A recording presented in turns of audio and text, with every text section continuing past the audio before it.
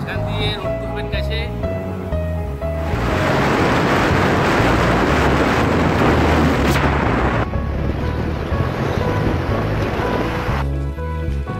আমরা চলে এসেছি এখন উড ফসিল পার্কে। হ্যালো ফ্রেন্ডস, চলে এসেছি আমার YouTube channel travel with Argha the Bong explorer নিয়ে নতুন নতুন ভিডিও আপনাদের সাথে নিয়ে আসার জন্যই আমি এই চ্যানেলটা খুলেছি। তো আগের এপিসোডে আমি রানোৎসব নিয়ে বলেছিলাম, রানোৎসব দ্য টেন্ট সিটি যাবতীয় বিবরণ দিয়েছিলাম। তো সেখানে আমি কিছু প্যাকেজের উল্লেখ করেছিলাম। তো একটা রানোৎসব যে প্যাকেজ হয় তার মধ্যে 3 নাইট 4 ডেজের একটা প্যাকেজ, সেই প্যাকেজের মধ্যে ঢোলাভিরা বলে একটা জায়গা ইনক্লুড থাকে।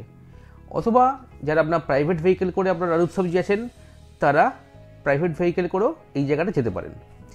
তো আজকের আমার ভিডিও এই ঢোলাভিরাকে নিয়ে। আর ঢোলাভিরাকে নিয়ে যখন বলবো তখন একটা রাস্তা নিয়ে বলতেই হবে আমাকে। এই রাস্তাটা তৈরি হয়েছে খুব রিসেন্টলি।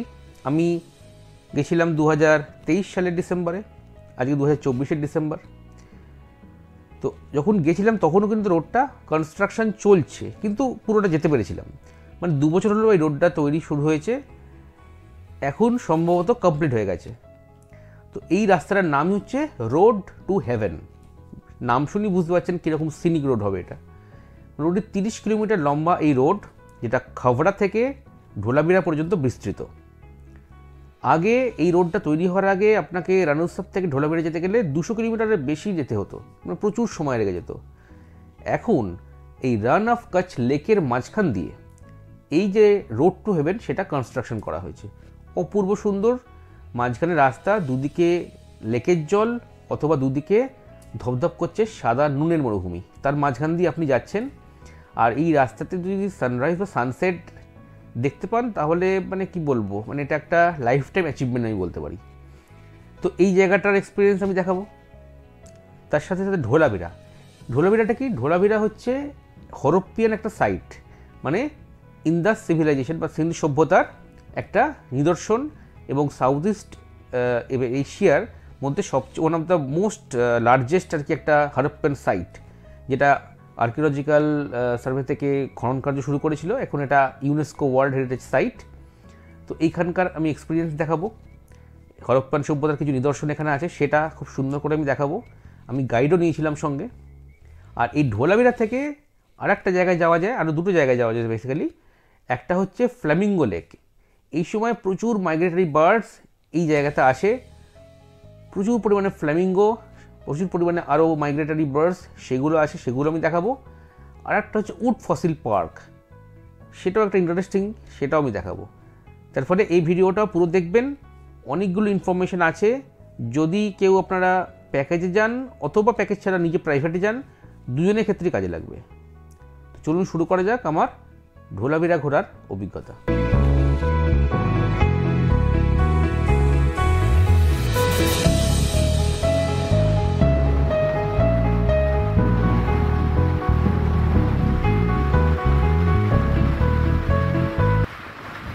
টেন্ট সিটি থেকে আমরা চেক আউট করে গেছি 10টার সময়, 9:30 চেক আউট টাইম। তো আমরা লাগেজ রেডি করে ব্রেকফাস্ট করে একবারে 10:10 নাগাদ চেক আউট করেছি। নিয়ে প্রথমেই যাচ্ছি ইন্ডিয়া ব্রিজ। ইন্ডিয়া ব্রিজ হচ্ছে ইন্ডিয়ার দিক থেকে লাস্ট ব্রিজ। তারপরে এই ব্রিজটা ক্রস করে কিছু দূর পরেই বর্ডার চেকপোস্ট, এটা বিএসএফ কন্ট্রোল করে। তারপরে তো পাকিস্তানের বর্ডার। তো মোটামুটি রানোৎসব টেন্ট সিটি থেকে এটা 46 কিলোমিটার, 50 মিনিট মতো লাগে। আর এটা খাবড়া বলে একটা জায়গার উপর দিয়ে যায়।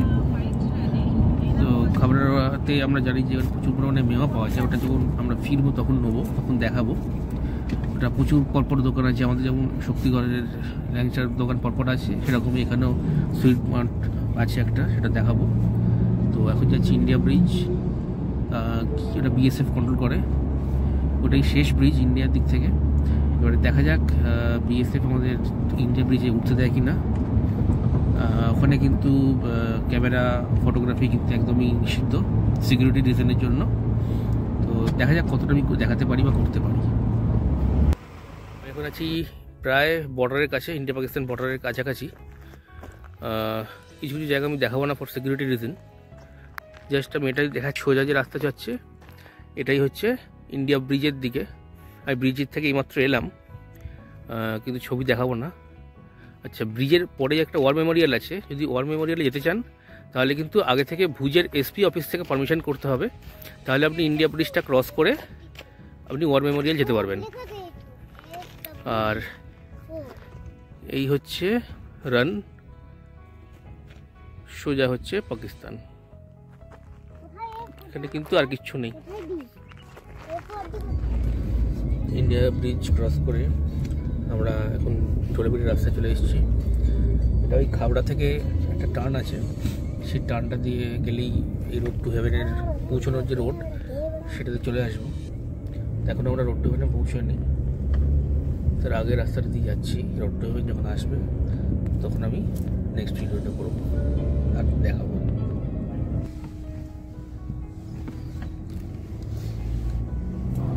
এই প্রবেশ করলাম রোড টু হেভেনের রাস্তায়। અને ઉપર બોર્ડ તો ખાલી છે એ બોર્ડ એ લાંબો બધા રોડ વાળો ખાલી રોડ વાળો લાગેલો હોય નાના એ વાઈટ વાઈટ રસ્તે તો પાણી આવ્યું હોય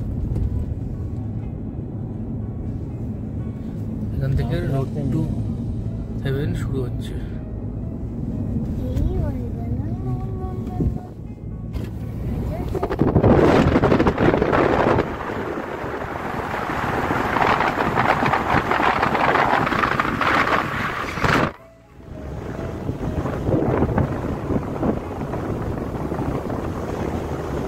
এই যে দুই দিকে এরকম সমুদ্রের মতো দেখছেন জল, এটা হচ্ছে কচ্ছের রনের লেকের জল।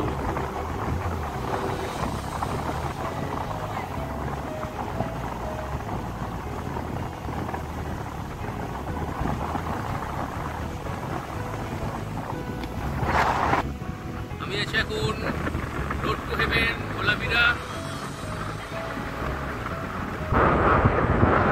রনের লেক, মাঝখান দিয়ে রাস্তা, রাস্তার নামই হচ্ছে রোড টু হেভেন।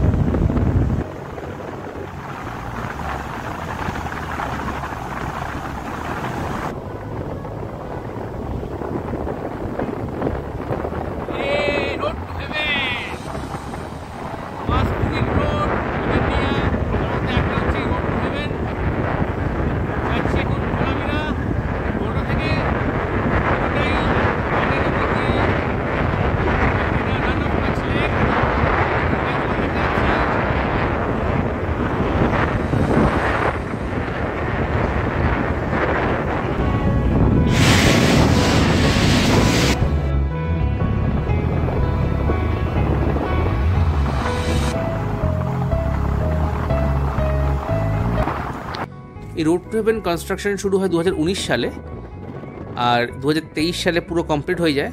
মানে আমি এই বছর এসেছি, বলতে পারেন আমি লাকি যে পুরো রাস্তাটা আমি রোড টু হেভেন যেতে পেরেছি ঢোলাবিরা পর্যন্ত।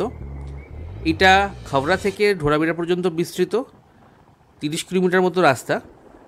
একদম দেখতেই পাচ্ছেন যে একদম পুরো রানের মাঝখান দিয়ে কখনো নীল রঙের জল, কচ্ছের রনের লেক, তাতে অনেক ফ্লেমিঙ্গো, কোথাও কোথাও ধবধবে সাদা, নুনের মাঝখান দিয়ে এই রোড টু হেভেনে যাওয়া। আরেকটা হচ্ছে আগে যখন রান উৎসব থেকে বা কচ্ছের রন থেকে আমরা ঢোলাবিড়ি যেতাম তখন প্রায় 242 কিলোমিটার মতো ট্রাভেল করতে হতো, যেটা এখন কমে দাঁড়িয়েছে 88 কিলোমিটার। তাতে সময় তো প্রচুর পাচ্ছে, তার সঙ্গে উপরি পাওনা এই রোড টু হেভেনে যাওয়ার এক্সপিরিয়েন্স। আর ভারতবর্ষের যে কটা সিনিক রোড আছে তার মধ্যে এই রাস্তাটা অন্যতম, এবং সেই জন্যই এর নাম দেওয়া হয়েছে রোড টু হেভেন।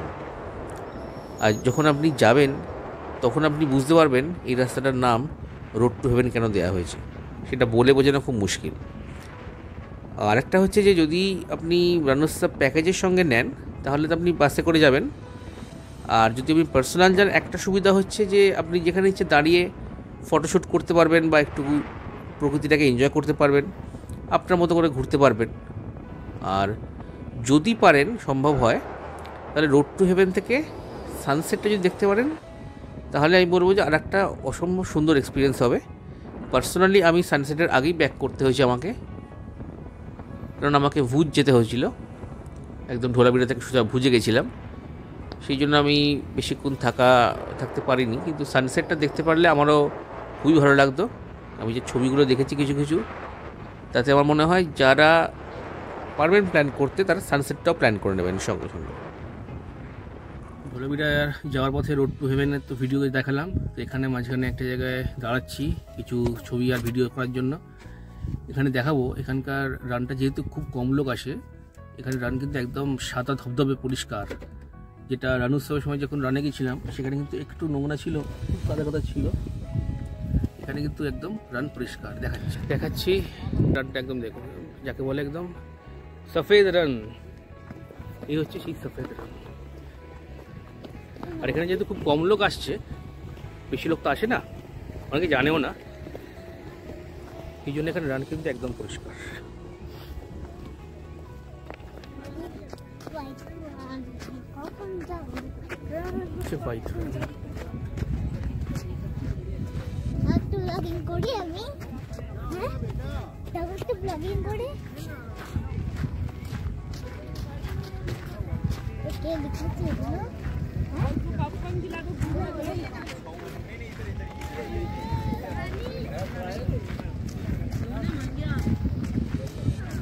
এই যে আমাদের রোড, এই যে গাড়ি দাঁড়িয়ে আছে, এটা হচ্ছে রোড, এই যে ফ্রোড আমাদের ফোন, আর এই হচ্ছে রান,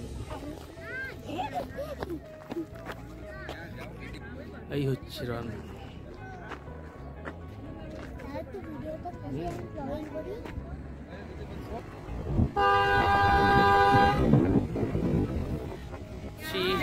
ঢোলাবিরা हड़प्पन साइट एक्सकवेशन के लिए आप ही कर रहे हैं ट्रेनिंग जाएंगे, तो এটা যাচ্ছে এখন।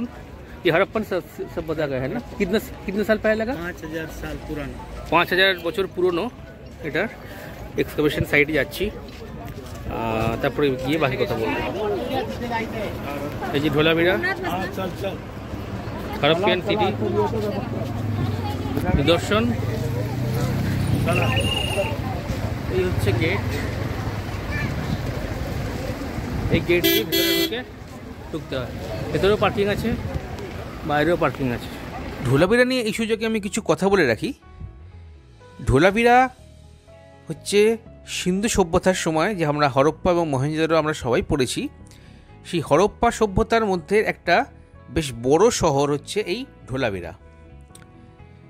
এই ঢোলাবিরার কিছু ইতিহাস আছে, সেগুলো হরপ্পা এবং মহেঞ্জোদারোর যে বাকি যে শহরগুলো আছে তার থেকে অনেকটি আলাদা করে রেখেছে।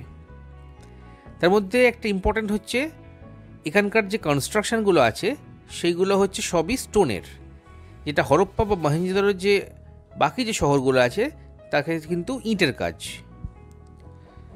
আচ্ছা, এই যে ঢোলাবিরাটা আবিষ্কার হয়েছে, এইটা 1968 সালে আবিষ্কার হয়েছে, মানে এক্সকাভেশন শুরু করেছে এএসআই। ভাবুন, আজ থেকে প্রায় 4 থেকে 5000 বছর আগে 3000 বিসি থেকে 1500 বিসি এই সময় এই ঢোলাবিরাটা ছিল, এবং এখানে প্রায় 1700 বছর ধরে মানুষ বসবাস করেছে এবং এখানকার জীবনযাত্রা কাটিয়েছে। এই ঢোলাবিরার যে এক্সকাভেশন হয়েছে তাতে মেনলি যেটা পাওয়া গেছে সেটা হচ্ছে এখানকার অতি উন্নত ওয়াটার রিজার্ভয়ার সিস্টেম। সম্ভবত এই কাচ্চি জেলায় যেহেতু জলের খুব অভাব, বৃষ্টি অনেক সময় পুরো সিজনে বৃষ্টি হয় না, তাই এখানকার যে ওয়াটার রিজার্ভয়ার সিস্টেম, বিভিন্ন ওয়াটার ইকুইপমেন্ট, এগুলো খুবই মডার্ন, এবং ভাবা যায় না যে আজ থেকে প্রায় 4000 বছর আগে এত সুন্দর উন্নত মানের এবং এত সুন্দর ইঞ্জিনিয়ারিংয়ের মাধ্যমে এই ওয়াটার রিজার্ভয়ার সিস্টেম, ওয়াটার চ্যানেল তৈরি করা হয়েছে। এছাড়া এখানে যে থাকার জায়গাটা আছে সেখানেও 3টে ভাগ করা হয়েছে, সম্ভবত সোশ্যাল স্ট্রেটা অনুযায়ী। একটা আপার, যেখানে যারা বড় অফিসিয়ালরা থাকতো, যারা সমাজের বড় শ্রেণীর মানুষ বা রাজারা, তারা থাকতেন। এরপরে মিডল আর লোয়ার টাউন, এবং সেই অনুযায়ী এখানকার বিভিন্ন ধরনের স্ট্রিট, বিভিন্ন কনস্ট্রাকশন তৈরি করা হয়েছে। এছাড়া এখানে আছে একটা শ্মশান, সেটা একটু দূরে সেপারেট। তো ঢোলাভিরাটা আপনাদের যখন রণোৎসবে আসবেন অবশ্যই আসবেন। এখানে এলে হরপ্পান সভ্যতার মডার্নাইজেশন, যে আজ থেকে এত বছর আগে যে এত মডার্ন ছিল, এখানকার মানুষের কোয়ালিটি অফ লাইফ নিশ্চয়ই অনেক ভালো ছিল, সেটা বুঝতে পারবেন। যদি পারেন একটা লোকাল গাইড নিয়ে নেবেন, তাহলে আরও ভালো করে বুঝতে সুবিধা হবে। যদি গাইড নাও নেন, তাহলে আমি বলবো যে এখানে বিভিন্ন জায়গায় যখন যাবেন আপনি, কনস্ট্রাকশন সাইটগুলো, সেখানে দেখবেন যে ছোট ছোট বোর্ড আছে। ওই বোর্ডে অনেক ইনফরমেশান দেওয়া আছে, যে এক্সকাভেশন করে কী কী পাওয়া গেছে, এখানে কী কী ছিল, সেগুলো পারলে পড়ে নেবেন। না হলে জায়গাটা কিন্তু ভালো লাগবে না, বোর হয়ে যেতে পারেন। ঢোলাভিরা দেখে এখন যাচ্ছি ফসিল পার্ক। দেখায় কেন? দেখবে না রাস্তাটা 2 কিলোমিটার। এটা ঢাকা রে।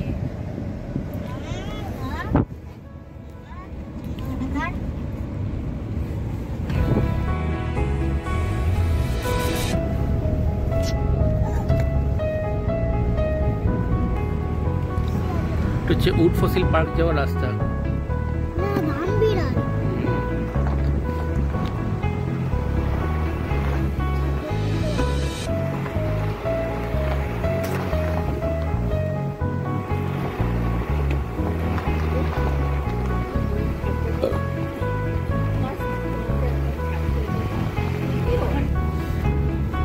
চলে এসেছি আমরা উড ফসিল পার্কে।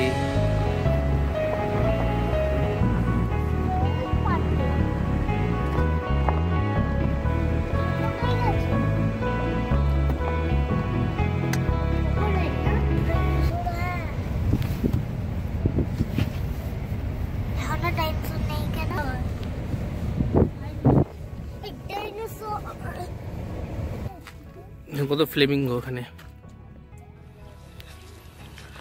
আমরা চলে এসেছি এখন উড ফসিল পার্কে।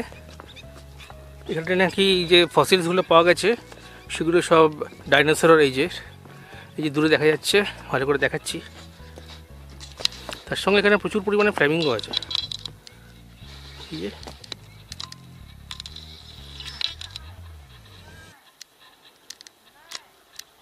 প্রচুর ফ্লেমিঙ্গো, কাছে কি সামনে ভালো করে আরও দেখাবো।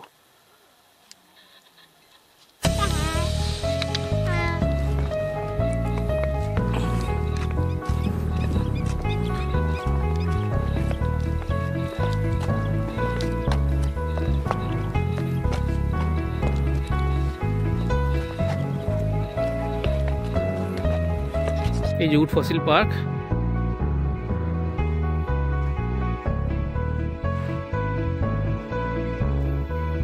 প্রচুর ফ্লেমিঙ্গো আছে, এগুলো দেখাবো।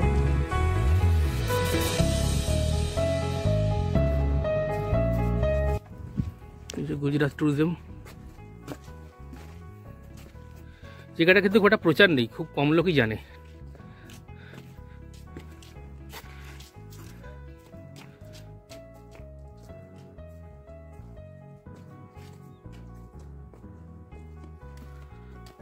পুরো ডিটেলে লেখা আছে, পুরো ডিটেলে এখানে লেখা আছে।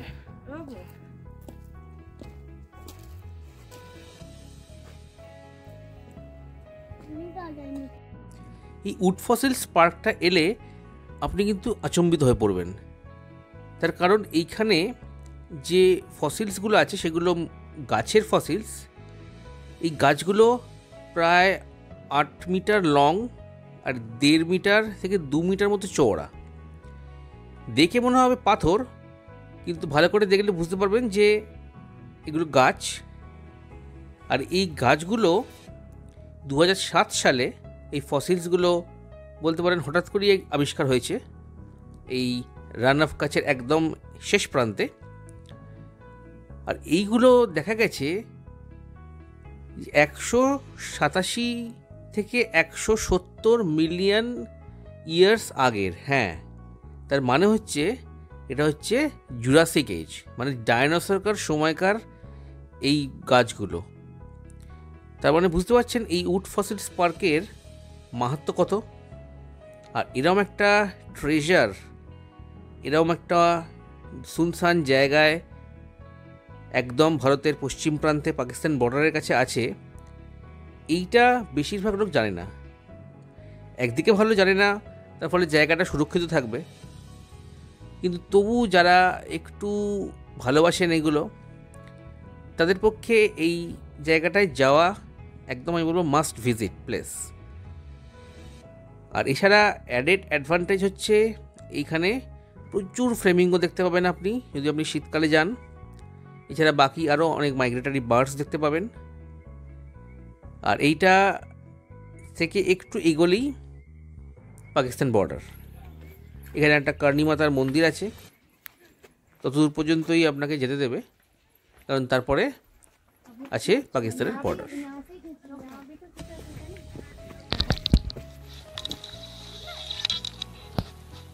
এই দেখুন ফ্লেমিঙ্গোর ঝাঁক। আর এই ফ্লেমিঙ্গোগুলো বেশ সাহসী বলতে পারা যায়, কারণ এরা অনেকটা কাছে চলে আসে, ভয় পায় না। তার ফলে যারা ফটোগ্রাফি করতে চান তারা খুব সুন্দর করে ফটোগ্রাফি করতে পারবেন। আর এখানে পিঙ্ক ফ্লেমিঙ্গো প্রচুর পাওয়া যায়, আর তাদের বিভিন্ন দাঁড়ানোর স্টাইল, সঙ্গে সঙ্গে ছোটো ছোটো মাছ খাওয়া, সবই আপনি দেখতে পাবেন। আর যাদের ফটোগ্রাফির শখ আছে তারা খুব সুন্দর এখানে ফটোগ্রাফি করতে পারবেন।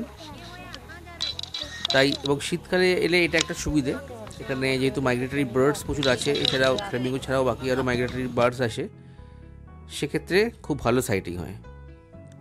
তো এইটা আর একটা উপরি পাওনা আমি বলতে পারি এই জায়গাগুলোর সাথে। এই ফ্লেমিঙ্গো আপনি ফ্লেমিঙ্গো লেকে যেমন পাবেন, এই উড ফসিলস পার্কে যে রান আছে সেখানেও প্রচুর পাওয়া যায়। আমি পার্সোনালি উড ফসিলস পার্ক থেকেই এই ফ্লেমিঙ্গোগুলো দেখেছিলাম। এবার আমাদের ফেরার পালা। আবার রোড টু হেভেন দিয়ে ব্যাক করছি, কিন্তু আমাদের যেতে হবে অনেকটা পথ, ভুজ। তো সেই জন্যে আমি সানসেটটা মিস করলাম, তার কারণ নাহলে অনেকটা রাত হয়ে যাবে। তো যারা সুযোগ পাবেন তারা অবশ্যই এই রোড টু হেভেন থেকে সানসেটটা দেখতে কিন্তু ভুলবেন না। আর পরের পর্বে আমি ভুজ নিয়ে আবার আসছি। চলুন দেখা হবে ভুজ এপিসোডে।